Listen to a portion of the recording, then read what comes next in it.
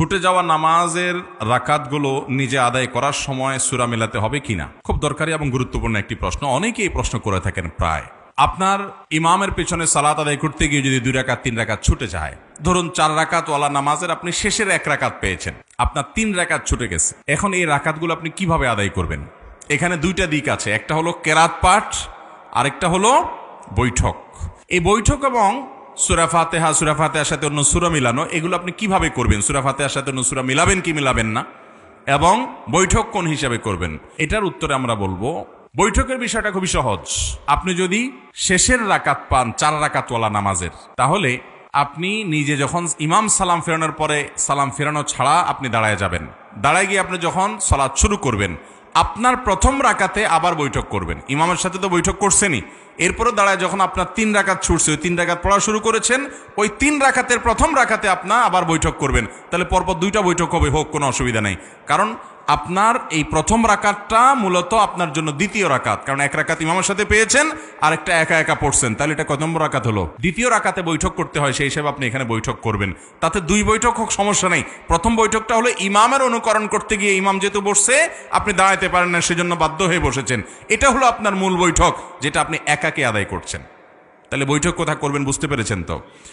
আর বাকি তৃতীয় রাকাতে, অর্থাৎ 1 রাকাত ইমামের সাথে পেলেন, নিজে একাকে 1 রাকাত পড়লেন, নিজে একাকি পরবর্তী রাকাতে আপনি তো বৈঠক করবেন না, কারণ এটা 3 নম্বর রাকাত। আর শেষের রাকাতে বৈঠক করতেই হবে, কারণ সেটা 4র্থ রাকাত।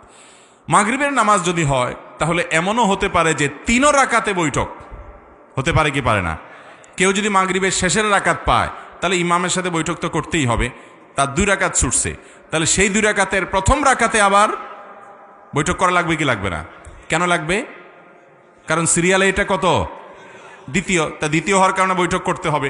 তাহলে একবার ইমামের সাথে বৈঠক করছে, ওইটাতে বৈঠক করার কথা ছিল না প্রথম রাকাত, কিন্তু যেহেতু ইমামের সাথে ছিল এই জন্য বৈঠক করতে হয়েছে। আবার নিজের প্রথম রাকাতে বৈঠক করছে, কারণ সিরিয়ালে দ্বিতীয়। আর শেষের রাকাত, আর রাকাত আছে একটা ইমামের সাথে পাইছে, একটা নিজে নিজে বৈঠক করছে, আর একটা রাকাত আছে 3 রাকাত। তাহলে 3 নম্বর রাকাতে বসতেই হবে। তাহলে মাগরিবের 3 রাকাতে বৈঠক হতে পারে, এমনও সিস্টেম হতে পারে। তাহলে বৈঠকের বিষয়টা ক্লিয়ার, ঠিক আছে? এবার আসেন সূরা মিলানো।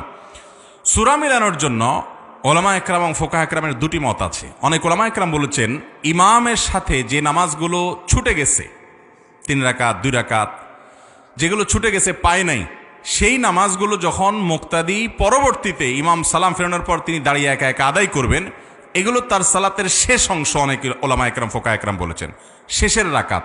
ইমামের সাথে যেগুলো পাইছে সেগুলো প্রথম দিককার রাকাত, আর যেগুলো ছুটে গেছে সেগুলোকে শেষের রাকাত গণ্য করেছেন। যারা শেষের রাকাত গণ্য করেছেন সেই মত অনুযায়ী সূরা মিলাবেন না।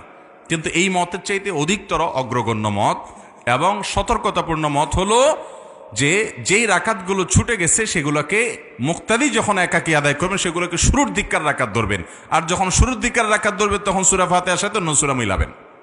বুঝাতে পেরেছি? এবার আসেন আমরা এক্সাম্পলে যাই। 4 রাকাতওয়ালা নামাজ, শেষে 1 রাকাত পাইছেন ইমামের সাথে, ইমাম সালাম ফিরে ফেলেছে, আপনি সালাম ফেরাবেন না, ইমামের সালাম দোনোদিকে ফেরানো হয়ে গেছে, তারপর আপনি দাঁড়িয়ে আপনার ছুটে যাওয়া সালাত আদায় করবেন। ছুটে যাওয়া সালাত যখন আদায় করছেন, আপনার প্রথম রাকাতে সূরা ফাতিহাও পড়বেন, সাথে সূরাও মিলাবেন। কেমন যেন আপনি সালাতের প্রথম অংশের রাকাতগুলো ছুটে গেছে ইমাম সাহেবের সাথে, সেগুলো আদায় করতেছেন। একইভাবে আবার দ্বিতীয় রাকাতেও সূরা ফাতিহার সাথে সূরা মিলাবেন। আপনার তৃতীয় রাকাতে আর সূরা ফাতিহার সাথে সূরা মিলাবেন না, কারণ 2 রাকাত তো সূরা মিলানো হয়েই গেছে, এটা তো 3 নম্বর রাকাত সিরিয়ালে, সেখানে তো সূরা মিলানো নাই। কথা কি বুঝতে পারছি? এবার আসুন 4 রাকাতওয়ালাটা আপনারা বলেন দেখি। 4 রাকাতওয়ালা নামাজের 2 রাকাত ছুটে গেছে, আর 2 রাকাত পাইছে, তাহলে ইমামের সালাম ফেরানোর পর দাঁড়ায় যখন 2 রাকাত পড়বে, সেই 2 রাকাতে সূরা ফাতিহার সাথে সূরা মিলাবে না মিলাবে না? কেন মিলাবে? কারণ কেরাতওয়ালা 2 রাকাত তার ছুটে গেছে, সূরা ফাতিহার সাথে সূরা মিলানো 2 রাকাত তার ছুটে গেছে। তাছাড়া ওই 2 রাকাত তার নামাজের যেগুলো সে পরে আদায় করতেছে, এটা নামাজের প্রথম অংশ ধরা হচ্ছে, যার কারণে সাথে সূরা মিলাবে। যদিও ফোকাহ একরামের আরেকটা মতো আছে, কিন্তু এই মতটা অধিকতর সতর্কতাপূর্ণ। কথা কি বুঝতে পারছেন? তাহলে এই নিয়মে ছুটে যাওয়া রাকাতগুলো আপনি আদায় করবেন, ইনশাআল্লাহ বিইذনিল্লাহ সালাত হয়ে যাবে।